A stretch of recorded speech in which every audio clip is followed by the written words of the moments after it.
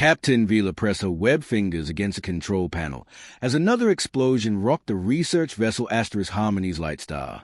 The gentle hum of the ship's bioluminescent systems flickered and died, leaving only the harsh red glow of emergency lighting.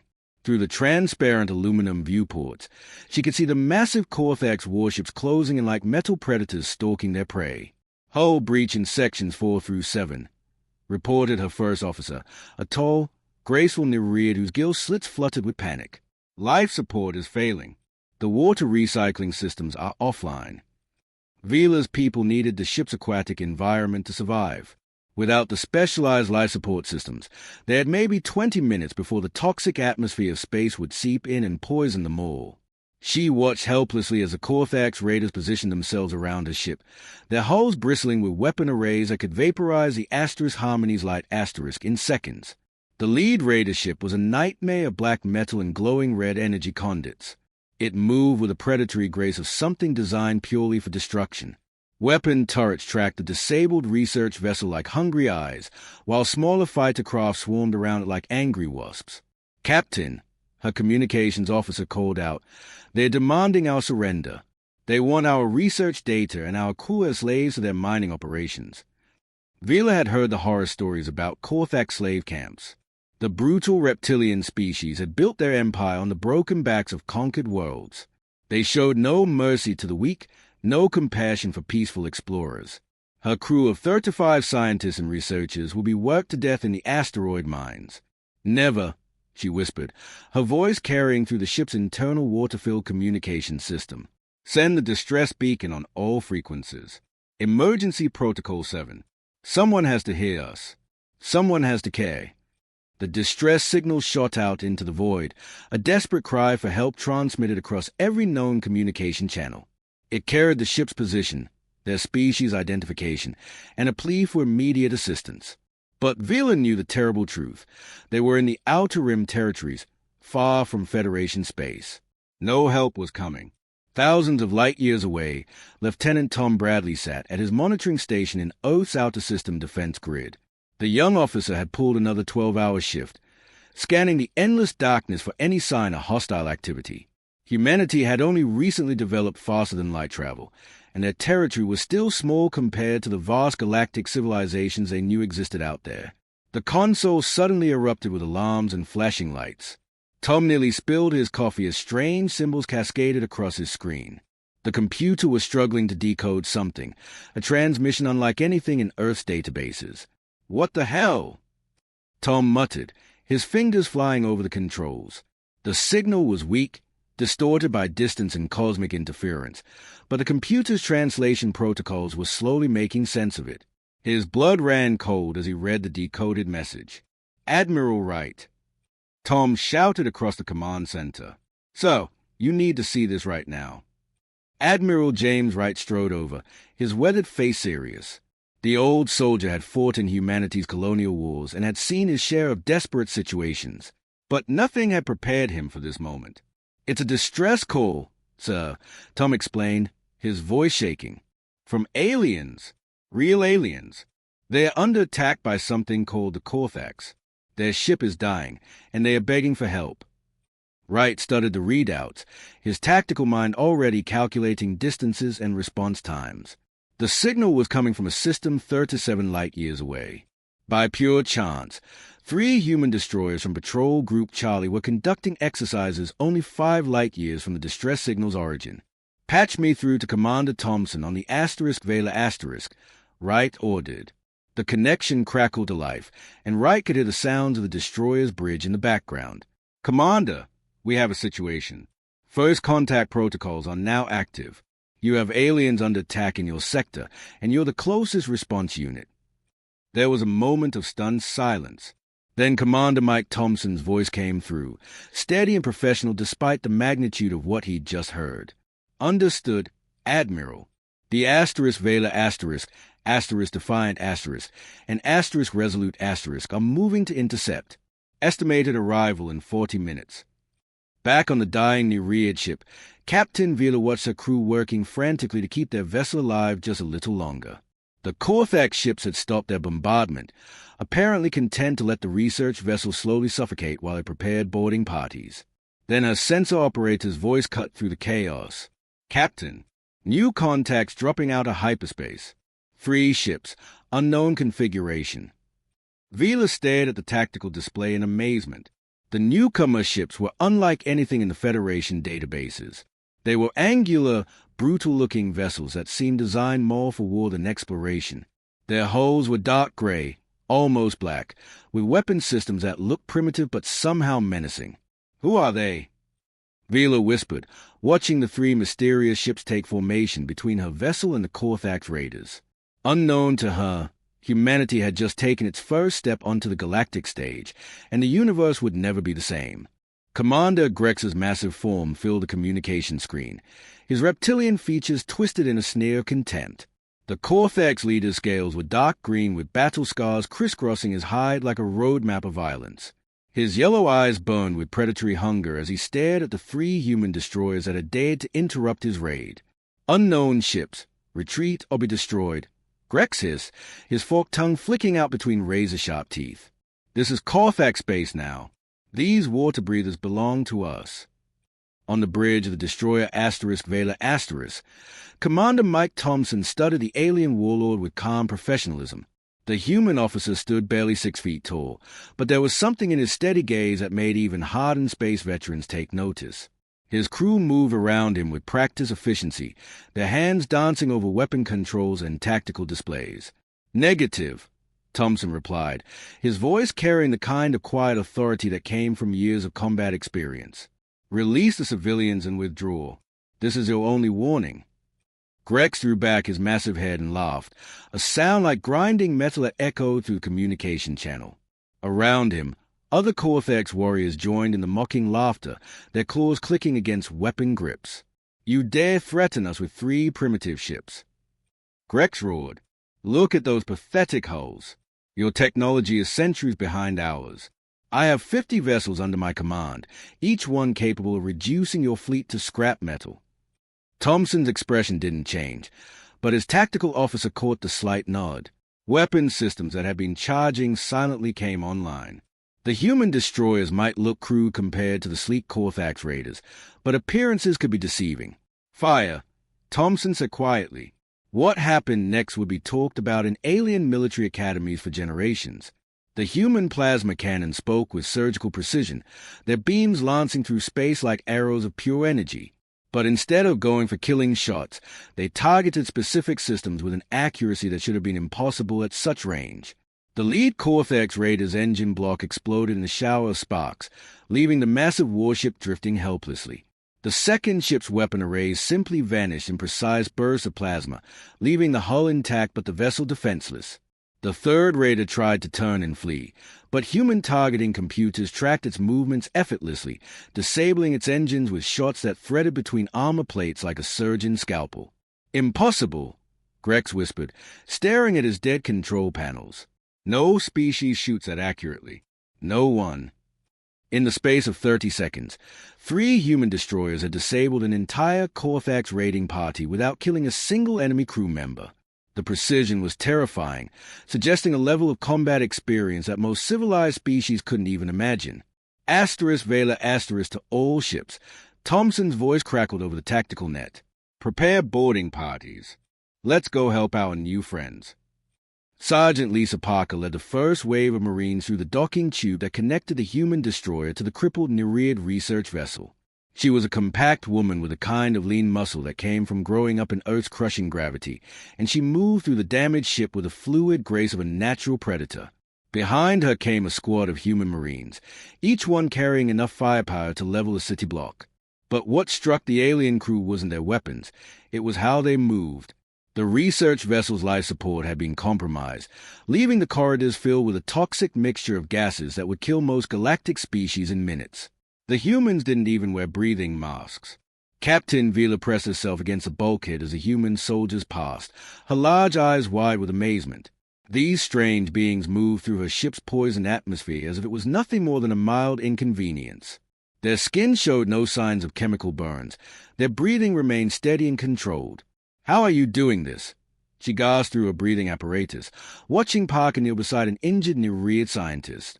The atmospheric mixture is lethal to every known species. Parker looked up from her wake, hands steady as she applied an alien medical device she'd never seen before. I grew up in the mining colonies of Titan. This air is actually pretty clean compared to what we breathe at home. One of Vila's officers, a young male whose gill slits were fluttering with shock, pulled up a data pad with trembling fingers. Captain, I've been running scans on these beings. According to our biological databases, they are from a Class XII Deathworld. The word sent a chill through every Nereid on the ship. Class XII worlds were the stuff of galactic nightmares, planets so hostile that the Federation had deemed them uninhabitable. Worlds where the very atmosphere was poison, where the gravity could crush most species, where evolution had created killing machines instead of intelligent life. The database said your planet was uninhabitable, Captain Vila whispered, staring at Parker with a mixture of fear and wonder. Parker grinned, her white teeth flashing in the emergency lighting. It wasn't a threatening expression, but there was something predatory about it that made the alien captain's spine tingle. Maybe for you. We call it home. As if to prove the point, another human marine walked by carrying a piece of the ship's hull that would have taken 3 Nereids to lift. He was whistling a cheerful tune, completely unbothered by the toxic air and crushing stress that was slowly killing everyone else on the ship. Sweet mother of the deep, Vila breathed. What kind of monsters did evolution create on your world? Parker's grin widened. The friendly kind. You should see us when we're angry. The communication reached Warlord Thrak aboard his flagship *Bloodfang*, while he was reviewing battle reports from across Korthak's territory.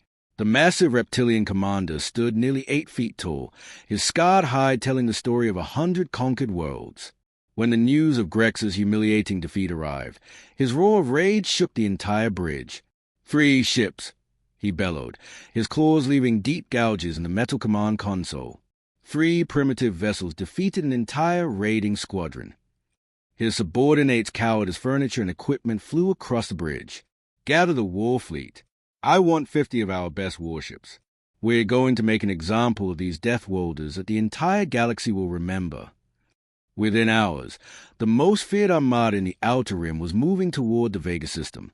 50 Korthak's battleships, each one a kilometer of pure destruction, their hulls bristling with enough firepower to level planets.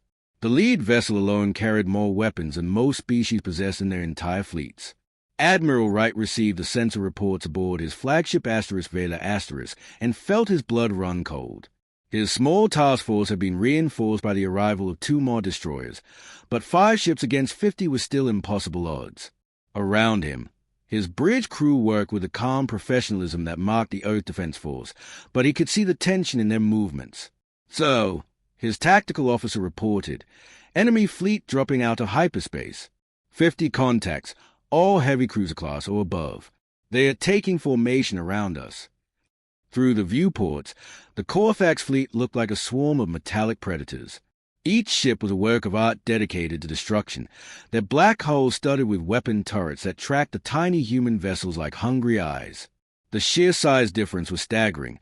The smallest Korthak's cruiser was 3 times larger than humanity's biggest destroyer. Warlord Thrak's image filled the main screen, his yellow eyes burning with hatred. Behind him, the bridge of his flagship buzzed with activity as dozens of reptilian warriors prepared for battle. Surrender! Deathworlders! Thrak hissed, his forked tongue flicking between razor teeth. You are outnumbered 15-1. Your primitive ships cannot match the might of the Korthak's empire. Submit now, and I might allow half your crews to live as slaves. Wright studied the tactical display, watching as the enemy ships moved into a perfect encirclement pattern. It was a textbook maneuver designed to eliminate any chance of escape. The human admiral's weathered face showed no emotion, but those who knew him recognized the cold calculation in his eyes. All ships, Wright said quietly into his headset, engage. Show them what Earth teaches its children. What followed will be remembered as the most brutal display of space combat the galaxy had ever witnessed. The human destroyers didn't try to run or hide behind defensive formations. Instead, they accelerated directly into the enemy fleet, their engines screaming at maximum power. Captain Kate Morrison of the Defiant initiated a maneuver that should have killed every person on her ship. The destroyer went into a controlled spin that generated crushing G-forces while diving through the center of the Korthak formation. Her crew, strapped into acceleration couches designed for Earth's crushing gravity, endured forces that would have turned other species into paste. The spinning destroyer became a whirlwind of destruction, its weapons firing in all directions as it carved through the enemy fleet. Korthak shields, designed to stop direct hits, couldn't adapt to the impossible angles of attack. The Defiant Asterisk emerged from the formation with 6 enemy ships burning in her wake. Impossible! Thrak roared, watching his perfectly ordered battle line dissolve into chaos. No crew can survive those G-forces. Their ship should be full of corpses. But the humans kept fighting with a fury that defied logic. Their vessels twisted and turned through space in patterns that violated every rule of civilized warfare. They used their own ships as weapons, ramming disabled enemies at full speed with reinforced hulls that could survive planetary entry. Commander Thompson's Vela pulled a maneuver called the Earthbreaker, using a planet's gravity well to slingshot around and strike from an impossible angle. The Korthak's computers couldn't calculate a firing solution fast enough to track the human ship's trajectory. Then Thrak made his fatal mistake. Desperate to regain control of the battle, he ordered his remaining ships to capture nearby Federation vessels that had come to watch the engagement. Helpless civilian ships were dragged into the combat zone, their crews used as living shields. Human fleet, Thrak broadcast, cease your attacks or watch these innocents die. Your choice, Deathworlders. The change in the human communications was immediate and terrifying. The professional chatter between ships became cold, focused, deadly. Wright's voice cut through the tactical net like a blade of ice. All ships, new rules of engagement. They threatened innocents, the Admiral said quietly, but his words carried a weight that made even hardened space veterans shiver. Now they learned why we survived on a death world. The human ships suddenly fought with a precision that was almost mechanical. Every shot found its mark. Every maneuver was perfectly calculated. The playful brutality was gone, replaced by something far worse, clinical efficiency driven by pure rage. Captain Morrison's ship materialized directly behind Thrak's flagship, having somehow slipped past sensors that should have detected anything larger than a grain of sand. Her voice came over the emergency channel, calm and deadly. "This is Defiant Star. Release the civilians now, or discover what happens when you threaten children in front of humans." The galaxy was about to learn that there was something worse than humanity's casual violence, their focused fury when protecting the innocent. The emergency session of the Galactic Federation Council had been called within hours of receiving reports from the Vega system. The great assembly hall on the capital world of New Harmony buzzed with nervous energy as representatives from over 200 species gathered to discuss humanity's sudden and violent introduction to galactic politics. Ambassador Helix of the crystalline Vorthan Empire stood at the central podium, his translucent body pulsing with agitated colors. Around him, the assembled delegates whispered among themselves in dozens of languages, their conversations creating a symphony of concern and fear. "Honored colleagues," Helix began, his voice carrying the weight of ancient wisdom, "we face an unprecedented situation. A new species has emerged from the Outer Rim, and their first act was to engage in brutal combat with the Korthak's raiders. The recordings we've received show levels of violence that exceed anything in our databases."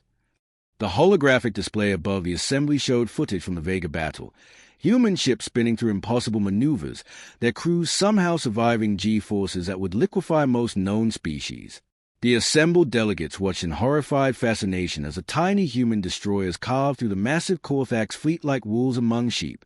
"These beings come from what our scientists classify as a Class XII death world," Helix continued, his crystalline form shifting to deeper shades of red. "According to our own classification system, such worlds are uninhabitable. No intelligent life should be able to evolve under such conditions. Yet these humans not only survived, they thrived, and they brought their violent nature into our peaceful galaxy." Murmurs of agreement rippled through the assembly. Ambassador Quellen of the peaceful Etherian collective nodded her graceful head, her large eyes reflecting deep concern. "The Helix speaks wisdom. Any species capable of such casual brutality must be contained. We propose immediate quarantine protocols for all human-controlled systems." But before the vote could be called, the Assembly's emergency alert system activated. Admiral Korath, The Federation's military commander materialized as a hologram in the center of the hall. The grizzled veteran's expression was grim as he faced the assembled delegates. "Honored Council," Korath announced, "long-range sensors have detected a massive Korthax fleet movement. Over 300 warships are heading directly for our core worlds. This is the largest military force we've ever recorded. They are moving to strike at the heart of Federation space." The assembly erupted into chaos. Delegates shouted questions while others activated emergency communication systems to warn their homeworlds. The peaceful Federation had never faced a threat of this magnitude. Their small defense fleets were designed to handle pirates and smugglers, not a full-scale invasion by the galaxy's most brutal military force. "How long do we have?" Ambassador Helix asked, his crystalline form now pulsing with fear. 7 to 2 hours until they reach the outer colonies, Korath replied. "Perhaps a week before they strike the core worlds. Our combined fleets cannot stop a force of this size." In the stunned silence that followed, every delegate understood the implications. The Korthax weren't coming to conquer territory. They were coming to make the entire galaxy pay for the humiliation they'd suffered at human hands. Meanwhile, in the presidential bunker beneath Mount McKinley on Earth, President Robert Hayes received the intelligence reports with a calm demeanor that had carried him through 2 decades of political leadership. Around the Situation Room table sat the heads of humanity's military and intelligence services, their faces reflecting the gravity of the moment. "Mr. President," Director Collins of Earth Defense Intelligence reported, "the Korthax are mobilizing everything they have. This isn't a raid or a territorial grab. They are coming for total war." Hayes studied the holographic display showing the massive alien fleet. 300 ships, each one capable of reducing entire cities to ash. The Federation's desperate plea for help had arrived an hour ago, but Earth's official response was still being debated in emergency sessions.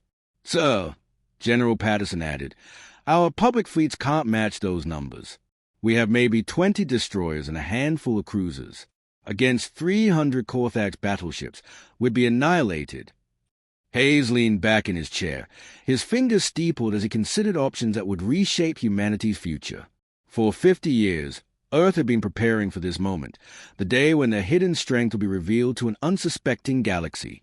Authorization code Alpha 77. Hayes said quietly, "Activate Deathworld Protocol 7. Across human space, hidden shipyards that had operated in total secrecy suddenly came alive with activity. Asteroid bases that appeared empty on all scans revealed vast construction facilities. Ships that had been built in darkness for decades powered up their engines and began moving toward rally points. The galaxy was about to discover that humanity's public fleet was just the tip of an iceberg that went deeper than anyone had imagined. Admiral Wright received the activation codes aboard his flagship and immediately opened a channel to the approaching Korthax armada. His message was broadcast on all frequencies, ensuring that every species in the galaxy would hear humanity's response to the threat. "Korthax fleet, this is Admiral Wright of the Earth Defense Force."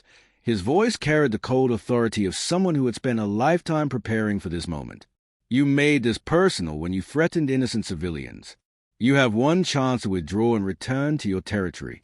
Refuse, and you'll learn why evolution made us apex predators." As if summoned by his words, 12 massive battle groups began emerging from hyperspace throughout the sector. Fleet Admiral Jessica Noble's flagship Retribution led the human response, over 200 warships that had been hidden from galactic view for half a century. All ships. Noble broadcast to her fleet, her voice carrying the determination of an entire species. "Remember why we fight. For the innocent. For the helpless. For every peaceful world that looks to the stars and dreams of a better tomorrow. Show them the fury of Earth." The galaxy held its breath as 2 of the most dangerous military forces ever assembled moved toward their collision course, and everyone knew that the outcome would determine the future of civilization itself. The Helix Nebula stretched across space like a rainbow of cosmic gas and stellar debris, its swirling colors hiding deadly radiation fields and gravitational anomalies that made conventional navigation nearly impossible. It was here that Fleet Admiral Jessica Noble chose to make her stand against the largest military force the galaxy had ever assembled. 300 Korthax warships emerged from hyperspace in perfect formation, their hulls gleaming like black knives against the nebula's colorful backdrop. Warlord Thrak aboard his massive flagship Eternal Conquest surveyed the battlefield with satisfaction.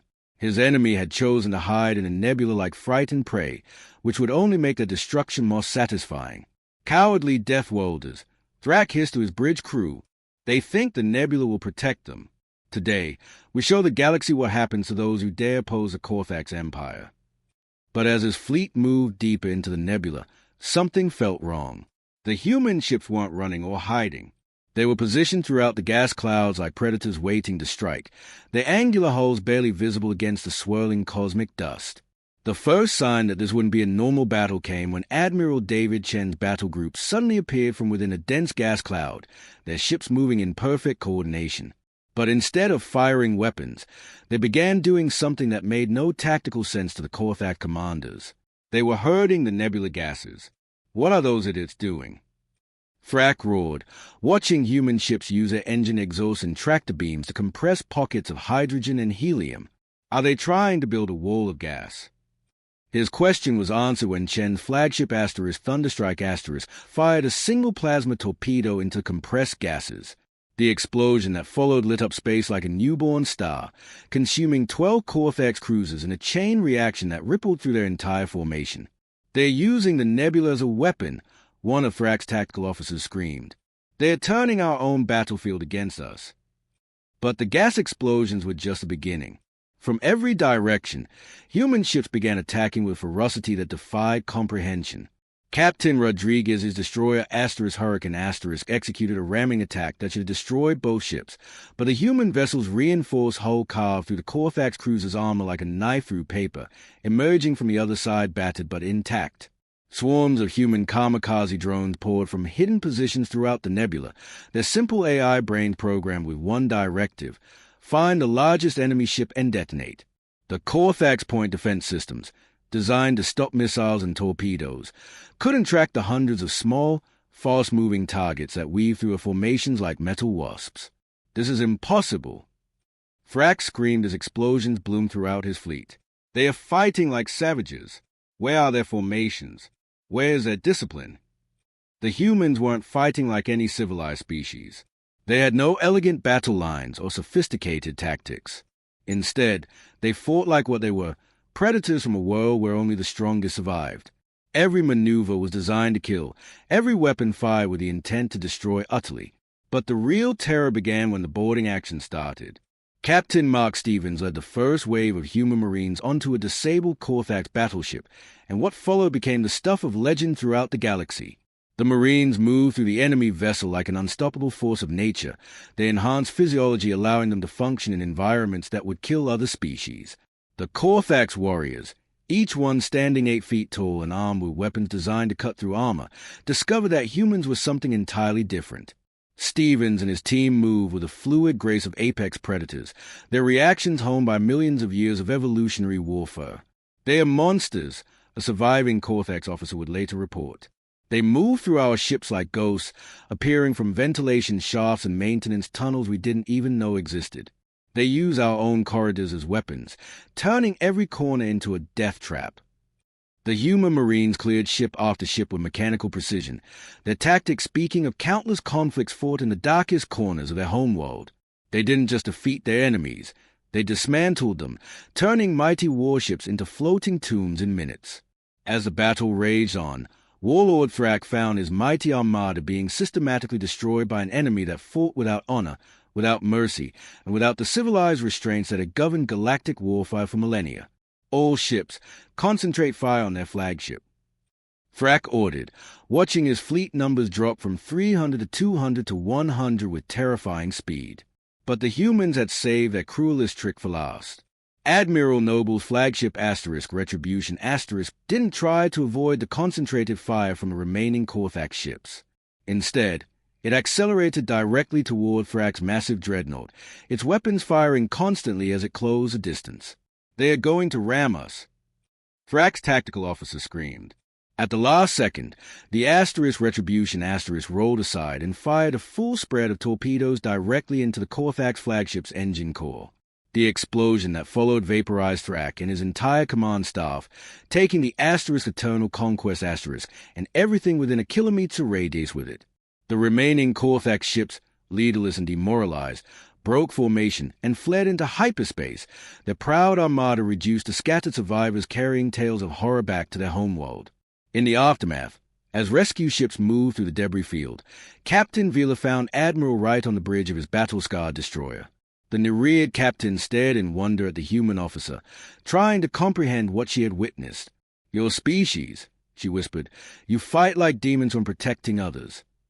Wright looked out at the field of wreckage that had once been the galaxy's most feared fleet, his expression thoughtful. "We prefer to think of it as being human." Within days, the Galactic Federation formally welcomed Earth as protector species, and across the galaxy, a new truth began to spread. The Deathworlders had arrived, making the universe safer for the innocent and far more dangerous for predators. Asterisk the END asterisk.